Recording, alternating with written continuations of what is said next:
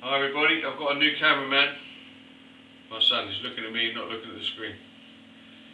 This is my DIY loft hatch. Now, we had an aluminium with the little really steep aluminium ladders on here, but I wanted to do an easy access ladder, and I wanted a bigger hole because I converted the loft. I needed to get a load of wood up there to do all the supports and everything, and then I needed a ladder big enough for my youngest son and my special needs son to get up. I still stand behind them. But now I made all this, we cut the hole, we done all the supports. I'll talk through that in a second. I'll just show you it going up. Now these cables are on 2 weights up there, so the whole weight of all this wood in the hatch is weightless. As you can see, as it goes up, there's no weight there at all. We've got 2 cables fitted up on the top and 2 detachable weights. So when we're up there, we can disconnect the weights, we drop a flap, as you'll see in a minute, and all the hatches all shut up. Now that goes up.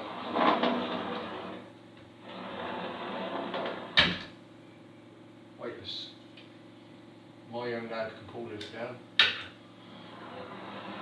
Got to paint all this yet.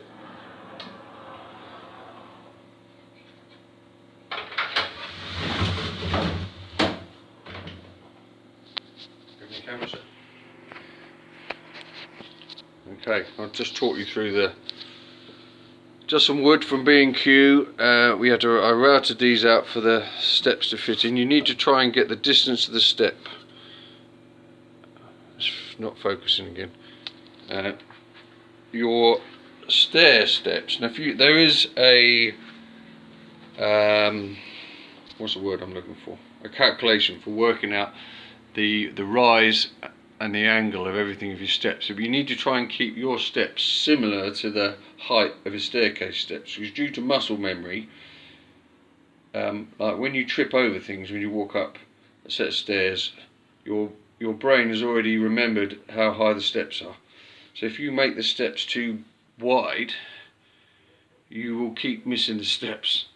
Now I only learned that because there was a guy on YouTube who was going on about it. Now I tried to use the calculator on there for the amount of steps, for the angle. It wouldn't compute because it was too steep. So I think I put in yacht ladders, and that's what I came up with this idea. So we routed this out, made this metal plate. On the back of these nuts here, little rollers I bought off of eBay, they were about 50p. So they run each side, they support this section. The most expensive part was buying these little clamps from the hardware shop. I should have bought them off eBay.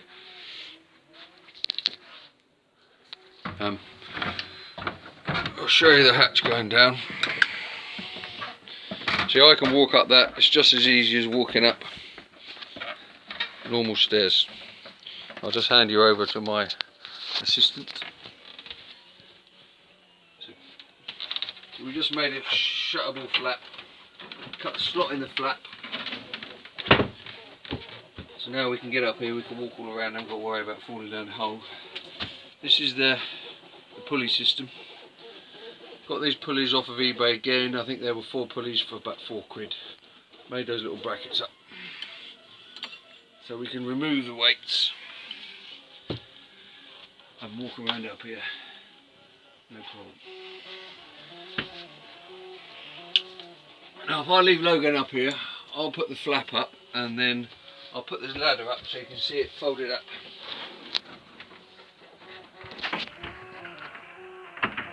In the up section. You've got to leave clearance here for the weights coming down.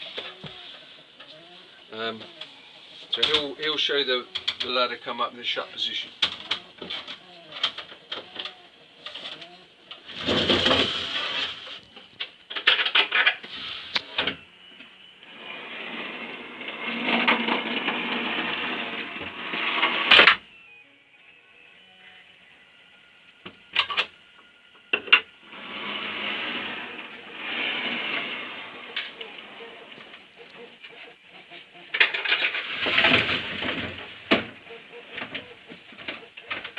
Now I think if you had a bigger loft, you could put those weights out of the way somewhere.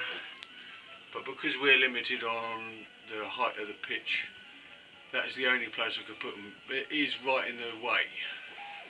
But when we're up here, we take the weights off, so it's not a problem. But I'll take the camera again for a second. Right, your normal hatch, I think the support came across here. So all you need to do is you measure out the size of your hatch. You can, I think there was, yeah, the hatch came across here and the binder went across that way. So you take this section out, cut your hole, put a new support in across at that end, and where you cut your binder off, you can just cut that off, nail it in.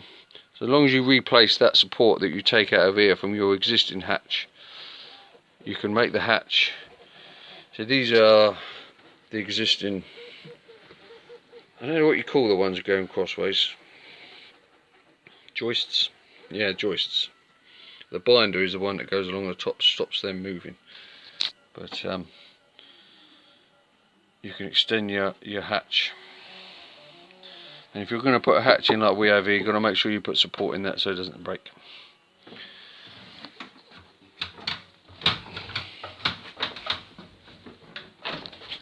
So that is, any questions, just bang me in the comments section. My DIY weightless loft hatch. I think that wood, I bought a pack of wood. I can't even remember how much it was now.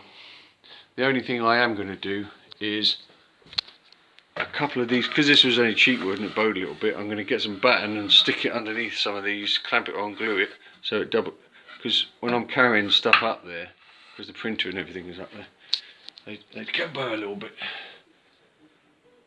But it's the bollocks. Okay, bye.